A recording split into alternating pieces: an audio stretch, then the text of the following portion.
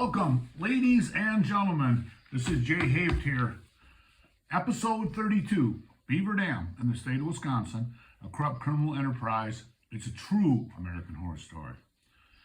These are all my opinions. The intro for this one is, I want to try to update you on a bunch of letters and stuff that I received and stuff. So, start out with, first one is the FBI letter. I actually posted that on my website and stuff.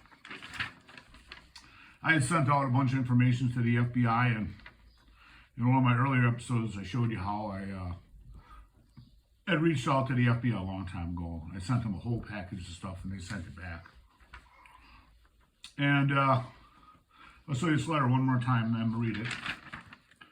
Okay, and then I'll explain that. Dear Jay Hayes, this is to acknowledge your correspondence to FBI Director Robert Ray. Because of the large volume of mail received by the FBI, our resources will not permit us to individually answer each communication we receive. However, we have personally reviewed your correspondence and have determined the following. So when I look at that and it says personally reviewed, so they looked at all this stuff, because I had explained to you in an earlier episode how I had reached out to all kinds of people in Washington, D.C. And the most important one, it says number 8 down here, it's checked. It says, since FBI investigations are connected by our local field offices, your communication has been forwarded to the Milwaukee field office for your appropriate handling. Please contact that office directly if you have any additional information and concerns. So I called them up a while back and talked to what they call, it's a duty agent. That's who's on duty at the time. And they hadn't received the correspondence from, Washington, D.C., and I'm going to be reaching out to the FBI again to see if they actually got the stuff. And I'm sure that the FBI, from Washington, if they personally reviewed it, they would comment on it. And if they thought there was nothing there, they probably wouldn't have done nothing with it. Okay, so I talked to the agent. He's a duty agent's guy on the phone. It's, his turn or whatever to answer the phone. I asked him a bunch of questions, if he knew what the Stafford Act was. And he had no idea what it was. So it's one of those things that these FBI agents, they're not lawyers, and even a lot of lawyers don't even know what that is, because it refers specifically to the disaster flooding and stuff like that. So he kind of said that, that he wasn't, he thought that statute of limitations was over, but it's not for federal grant fraud and stuff like that, and then possible, terrorism and stuff like that, environmental and whatever. But I'm going to call him back again. But I just want to show you that letter that I got from the FBI and explain that, because I sent that off. So I thought it was kind of interesting. What I would do is I would reach out to the city of Beaver Dam for an open records request and see how much money that they spent on lawyers defending the crimes against the citizens of the community that pay them. So this is from the office of the city clerk of Beaver Dam. This is March 7th when I had public records request. It says, Dear Mr. Hafer, I'm writing response to your March 7th, 2023 record request submitted to the city of Beaver Dam. You requested the following records. The amount the city paid in attorney fees regarding the Wyco building litigation. Okay. Now, I explained, in my earlier episodes that the city had a contractor from Madison, Bernie, was interested in the building, and he said they were drinking champagne down at Marianne Shack's office and everything, and he was all, fired up, and he had spent a lot of money on lawyers and stuff and surveying and, all kinds of stuff. And the city, contacted him and said, the deal's off. And then they eventually went to Wisconsin Redevelopment, so he took the city of Beaver Dam to court to try to get some of his money back. I can't see why they would, back out of his contract. They must have had a really, really good deal with Wisconsin Redevelopment. The whole circumstances surrounding that are kind of special in themselves, in their own special way. So I talked to Bernie. He's not going to lie about this. He's not going to make it up. I talked to his attorney, and he said that Bernie wasn't going to appeal it because he had spent a lot of money on it and everything.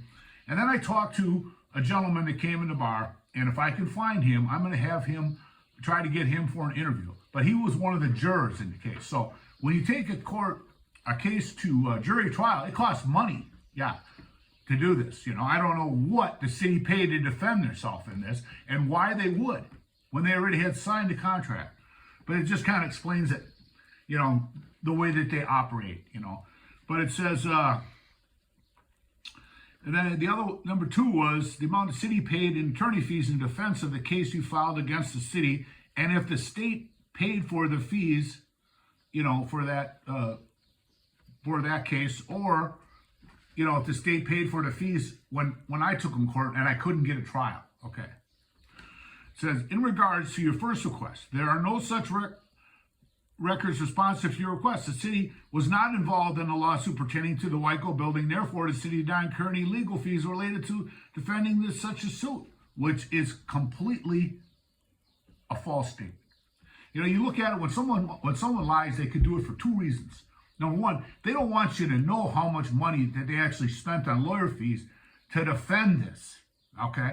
You know, which I feel was a wrong thing for the city to do, okay? Because it makes them look bad to all the contractors. And they all belong to Contractors Association, and it's like, hey, don't touch Beaver Dam, you know? You know, it could happen that way. I'm not saying it did, but it could, okay? And then it says the city did not, you know, incur any legal fees, but either that or they don't want you to know how much money this cost them, because, you know, that's the city's, the people in the community, that's their money. You know what I mean? Okay. And then on the second request, the city did not incur any attorney fees related to defending the suit you filed against the city. The city's insurance provider paid all attorney fees in that case, so the city did not pay any attorney fees. But, you know, if you make an insurance claim, your premiums go up for a long time. You pay for the cost of that. The attorneys that they had, it kind of were in it with the state. They had the same attorneys. You know, that's why I wondered if it was. And they're high class. Yeah, because I actually went to their office. The city believes this satisfies your record request. However, the city has misinterpreted your request. Please feel to contact me to clarify the records you are requesting. But see, this is the way they operate, you know? So I'm not going to waste any more time on it, but this kind of like explains a lot about their character. So then I sent a request to the Department of Administration down in Madison. This is April 26, 2023, Jay Haft.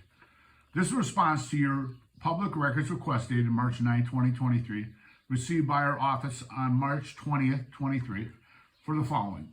The invoice the state of Wisconsin paid for your lawyer fees in the case versus Jay Haft versus state of Wisconsin, and if the state paid the city's bill, please indicate the amount from 2014 to 2015 or the total amount.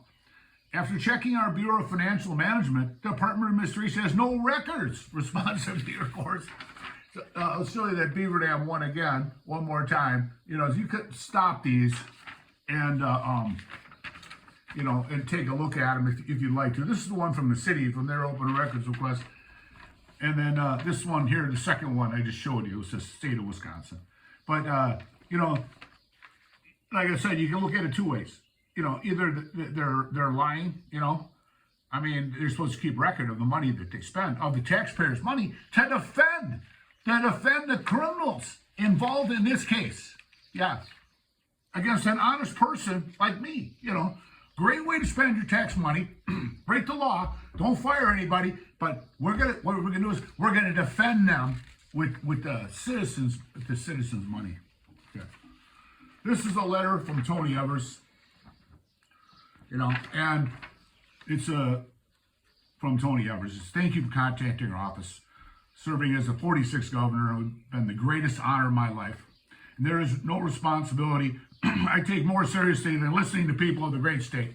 You wouldn't listen to me. You wouldn't meet with me. Wouldn't return my calls. Yeah. It's amazing. This is like a general letter they send out. On the ceiling of a room in the Wisconsin State Capitol, a room where governors throughout our history have signed landmark legislation. And then on the bottom, I'll let you read the rest of that if you want. It's just, you know, just a bunch of stuff that, you know, makes it sound real good. It says, thank you for taking your time to contact our administration and helping to move Wisconsin forward. If there is anything else I can do for you, please do not hesitate to reach out to my office. Okay, there's that letter from Tony Evers. And, you know, one of the things I stated before, people are sick of these antique politicians. You know, someone was telling me that that they knew Tony Evers' schedule and that he slept late. You know, he had a long coffee break, and then he worked for a couple hours, and then he basically napped all afternoon. And Tony Evers was a teacher. I don't know if he's ever fired anybody, but I wouldn't doubt it if he hasn't. You know what I mean? You need strong leadership in a position as governor. You need someone who's going to give you change, who's going to check out and improve the lives of your citizens, not just go in there and basically, you know, be a nobody. You know, I mean, might as well have nobody for governor if you're going to have somebody that can't listen to the people, can't do anything, and doesn't have the ambition or the desire to actually move forward, you know, for the state. You know, it's amazing. This is a letter here from Lisa Marks. You know, she's the one that wrote all the false statements and the other ones. You know, so it's unbelievable. This is to Lisa Marks. I'll let you read this. It makes me cringe every time I read it because, you know, the problem with HUD is, you know, this is where I complained to him in 2014 too, because HUD allowed them, I showed you in my last episode, to pay the duplicate funding, okay? And they're not going to do anything to investigate themselves, basically, you know, because that's the way it is, you know. They all work together, you know. So I want to say, too, if you can contact, you know, these people and tell them what you think. Tell them, do your job, be somebody, you know, get a life. And then I was talking to a friend the other day who watched my series, and he said, you know, he loved it. He said the sad part is that you can't do anything about this. You know, I've tried everything, you know, and it's just, you know, when you're a governor of a state and somebody brings all this stuff to you and you don't do anything, I mean, you know, are you any better than the people that did the crimes and stuff? I mean, people should be fired, arrested. Okay. And I want to thank everybody for their support. And then, you know, I'm considering a run for senator, okay, against Tammy Baldwin. You know, I would say right now I'm probably 80% chance that I will run. And I can't guarantee you that I am, but there's 80% chance that I will be running against Tammy Baldwin. You know, I reached out to her, and, you know, they never returned, you know, my letter with a call or anything, you know, because a lot of these politicians, you know, we had Herb Cole before that, they're kind of like, you know, missing in action. I mean, when you come back from Washington, D.C., you should be working 40 hours a week, you know, trying to help the people and make the citizens of the community better. And a big problem with it is the communication, you know, because a lot of the, you know, the papers and stuff, they don't want to cover this stuff, you know, but that's where social media comes in. And if I do run for senator, you know, I will use social media a lot, Twitter and Instagram and Facebook, because it's a good way to get it out the word across to the people and let them know the truth and what's going on. Do I think I could be a better senator than Tammy Baldwin? Absolutely. Because, you know, being a victim of this government, I feel that I could help reform it. You know, I mean, bring integrity into it. You know what I mean? And we could do all kinds of stuff like investigate the campaign, you know, finances for the candidates, do stuff to promote tourism in the state, you know, things that we can do to help everybody in the state. I would be running as an independent candidate if I do decide to run, but I'm truly considering it because I really feel that I could do a better job than Tammy Baldwin. I mean, I feel I could go out there and somebody contacts me with some problems, I'll try to help you. I'm not going to just ignore you, you know. So that's that. Like I said, that's an 80% chance I'm going to be running against Tammy Baldwin. She just announced she's running again, you know, and it's one of those things that we need somebody who's going to fight for everybody in the state of Wisconsin. And I thank you, folks. Episode 32. You know, I'll keep you updated as it goes forward. Thank you.